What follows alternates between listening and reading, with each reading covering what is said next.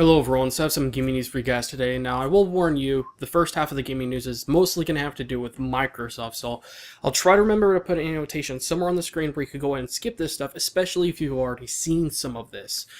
But the first thing is that the people that made Minecraft, Mojang, are possibly going to be bought out by Microsoft. Now, they're in the process of buying them out, but it hasn't like completely went through yet. So for all we know, the people behind Minecraft could just completely drop out of the deal and nothing could just end up happening. As far as we know right now, Microsoft is trying to buy them out for $2 billion, which is a lot of money. And we've been seeing a lot of companies getting bought out recently, usually around $1 or $2 billion for the most part. And even though I'm not the biggest Minecraft fan, even though I'm not, there's still a lot of things I'm really worried about Microsoft buying them out. Now, one of the very small things I'm really worried about is if Microsoft tries to put microtransactions in it. That's one of the kind of small things, because I could definitely see a possibility of that happening, because Minecraft, compared to a lot of other games, is a pretty addictive game. That's why so many people play that game.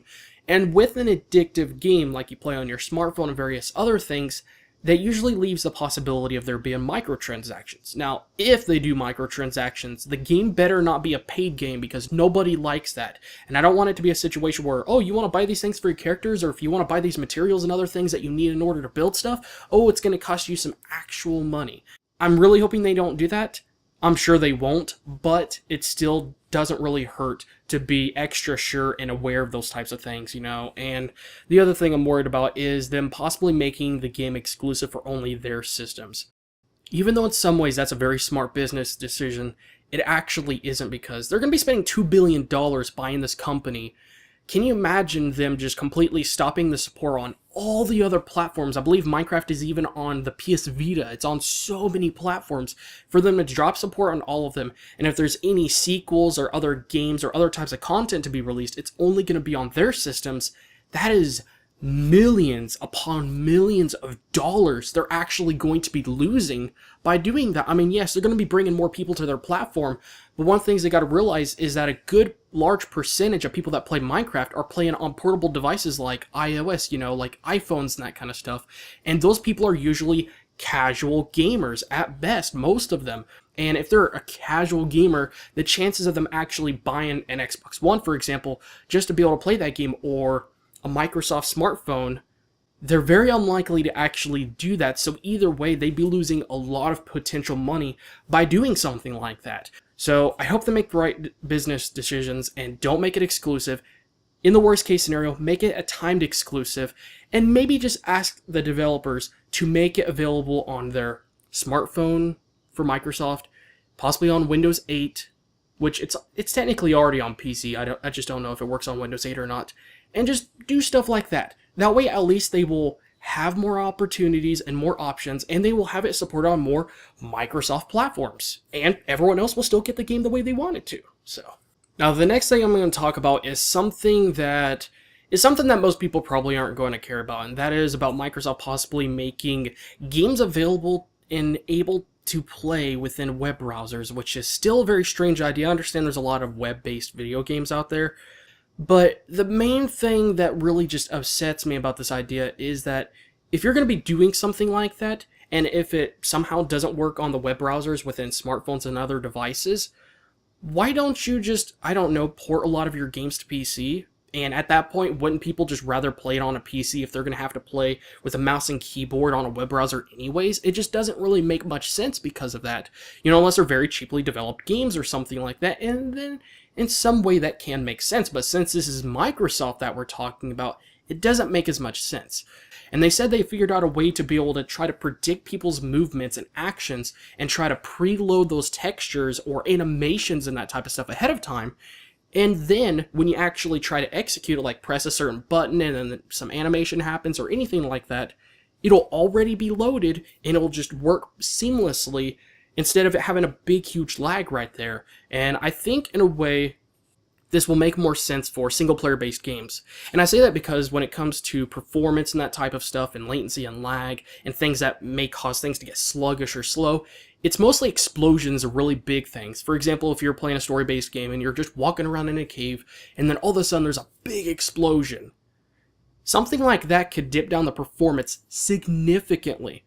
But if they know it's a story-based game, they should know exactly what's going to happen at what part of the game, and they could easily load those textures and load those animations and everything ahead of time, so in that way when it happens, things don't get super choppy and you don't have a super sluggish experience, and that can make it much more seamless and more fun. So that's great for single-player based games when you look at it that way, because it's easily predictable. But the problem is that if the person has a bad internet connection, or if they predict things in the wrong way, it's going to try to correct itself. That's why you sometimes may see someone teleporting right over there, and then they're over here, and then they're over there, because it thought they were going to be doing one thing, but they actually turned out to do something completely different, because it's trying to predict their movement so it could preload all that stuff ahead of time. So unless they do things right, or they have a very specific idea as to what they're going to be using this for, I really don't see this actually happening. And there's no guarantee that this is actually going to be a public-made thing. Maybe they're just doing some experiments. Now, the last thing I'm going to talk about relating to Microsoft has to do with the sales in Japan right now. Now, it's not really a big surprise to see the sales turn out to be not that good in Japan because of the way the culture is and the fact that Sony and Nintendo are both companies that are located in Japan. So really, Microsoft is looked as an outsider, and they're the only American company that makes any, platforms or systems there. And some of it really isn't Microsoft's fault, but Microsoft really hasn't been trying that hard. Now, if you look back at the old original Xbox, that one actually sold a very good amount, and it sold 2 times more than the Xbox 360 sold. And it seems like it keeps on cutting in half. Now, I don't know the exact statistics, but for example, Xbox Original, that one sold around 120,000 within a week, within a few days to a week. So that's 120,000, not that bad. And then the Xbox 360 sold a little bit over 60,000 within that time. And the Xbox One has sold less than 25,000. So it seems like it kept on cutting in half, but the Xbox One in particular is noticeably lower than half.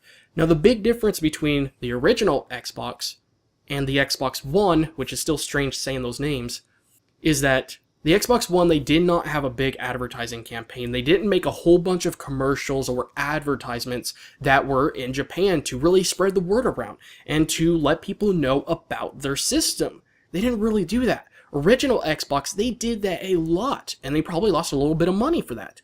But they sold so much better. And Microsoft, you can't expect them to just sell systems there without you even trying to do any advertisements or anything to really spread the word of it. People are going to be like, oh, it's that thing. And they just, you have to do something to grab their attention and give them a reason to even buy your system in the first place. And when you don't do anything really special or make any special games like in Japan only, or some Japanese developers are going to be making some games on your system that look awesome, if you don't do anything like that and don't even do that many ads or commercials or anything about it, then how do you expect your system to sell? Now, one of the things that some people don't realize, and me and a couple people were actually talking about this recently, was that Destiny, compared to most games, had a huge budget. And there was a lot of money actually spent on developing that game. And it still has been yet seen as to how this game had this much money invested in. Now, I could easily tell you a large portion of the money was probably spent on advertisements, especially since they're working with Activision, and possibly the music composer, which, let's just say, some really bad things happened towards the end, and I don't know if the composer's music is actually in the game, or if so, how much money is Bungie going to have to send to that person since they got fired from Bungie, which still kind of sucks to hear. But they spent $500 million on Destiny. That was the budget, $500 million. That's $500 million for one game. Now, one thing that kind of makes sense is that what they're focusing mostly on is the longevity of the game. They want this to be a game that's going to be relevant for a good number of years, and they're planning to add more content and expand the universe known as Destiny. But it's still a little bit hard to believe that $500 million was spent on the game. Now, the great news is that they've already made back that money. They've actually, within just the first 24 or 48 hours, made $500 million off of the sales of the games. Now, that wasn't quite off of all the copies that were sold, but at least to what they sold to all the stores and everything, and the people that actually bought the game from those stores. They were able to make their money back within the first day or two, which is really awesome. I am so not going to lie, because I didn't want this to be a situation where they spent all this money, but they didn't even make that much money within like the first month or anything crazy like that. Because if they don't, that is what is considered a failure of a game as far as like sales and marketing and the success of it. Well, that's pretty much it for this video, and one last thing I wanted to point out is congratulations to Naughty Dog on your 30th anniversary. Still hard to believe you've been around for so long, but really happy to see that you've been around for so long and you've succeeded on so many great titles and series, and you've remained relevant for so long. It's been definitely a really crazy journey, I could easily tell you that much, and, you know, as much as I love, you know, Uncharted and The Last of Us, I'm still waiting for you to start making the Jak and Daxter games again. Just saying, you know, really big fan of that series, and if Insomniac Games can keep on making these Ratchet and Clank games like they have been all this time, then you should get back and making Jak and Daxter games. Just saying, you know, really big fan of that. So other than that, thank you all again, guys, for watching. Sorry if this video is a little bit long, but there was just a lot of things to cover. Wanted to go a little bit in depth, at least not hopefully too much in depth and start rambling on a little bit too much. So other than that, thank you all again, guys, for watching, and I will see you guys in the next video.